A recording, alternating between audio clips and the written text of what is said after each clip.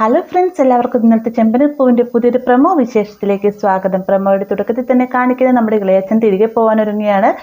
ബാഗുകളൊക്കെ pack ചെയ്യുന്ന സമയത്ത് ഇളയച്ചൻ ശ്രുതിയോടായിട്ട് ചോദിക്കുന്നുണ്ട്, ഒരു ദിവസം കൂടി ഞാനിവിടെ നിന്നോട്ടെ എന്ന് ചോദിക്കുമ്പോൾ, ഒരു ദിവസം പോയിട്ട് ഒരു നിമിഷം പോലും നിങ്ങൾക്ക് ഇനി ഇവിടെ നിൽക്കാൻ പറ്റില്ല, ഇറങ്ങിക്കോളണം എന്നൊക്കെ ശ്രുതി താക്കീത് നൽകുകയാണ്. അങ്ങനെ നമ്മുടെ വീരാനിക്ക എല്ലാവരുടെയും യാത്രയൊക്കെ പറഞ്ഞ് വീട്ടിൽ നിന്ന് പോവുകയാണ്. ഈ ഒരു കാഴ്ച കാണുമ്പോഴത്തേക്ക് സച്ചിക്ക് ഭയങ്കര സങ്കടമാവുന്നുണ്ട്. കാരണം വീരാനിക്ക ആരാണെന്നും എവിടെ നിന്നാണ് വന്നതെന്നുമുള്ള കള്ളത്തരങ്ങളൊന്നും തന്നെ സച്ചിക്ക് കണ്ടുപിടിക്കാൻ സാധിച്ചില്ല അല്ലേ.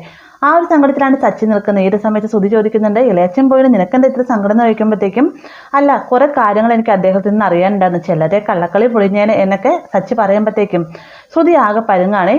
പിന്നീട് കാണിക്കുന്നത് നമ്മുടെ അച്ചാമ്മ എല്ലാവർക്കും വേണ്ടിയിട്ട് മത്സരം തയ്യാറാക്കിയിട്ടുണ്ട്.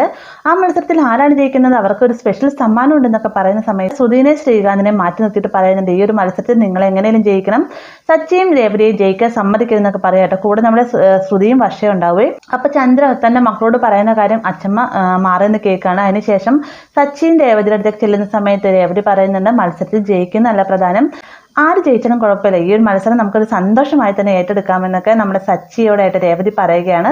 ഇത് കേൾക്കുമ്പോഴത്തേക്ക് അച്ഛമ്മയ്ക്ക് ഭയങ്കര സന്തോഷമാവുന്നുണ്ട് കേട്ടോ. അപ്പൊ ഇത്രയുമാണ് പ്രമോയിൽ ഉൾപ്പെടുത്തിയിട്ടുള്ളത്. വീഡിയോ ഇഷ്ടമായെന്ന് കരുതുന്നു. വീഡിയോ ഇഷ്ടമായി കഴിഞ്ഞാൽ ലൈക്ക് ചെയ്യാനും കൂടെ ചാനൽ സബ്സ്ക്രൈബ് ചെയ്യാനും മറക്കരുതേ.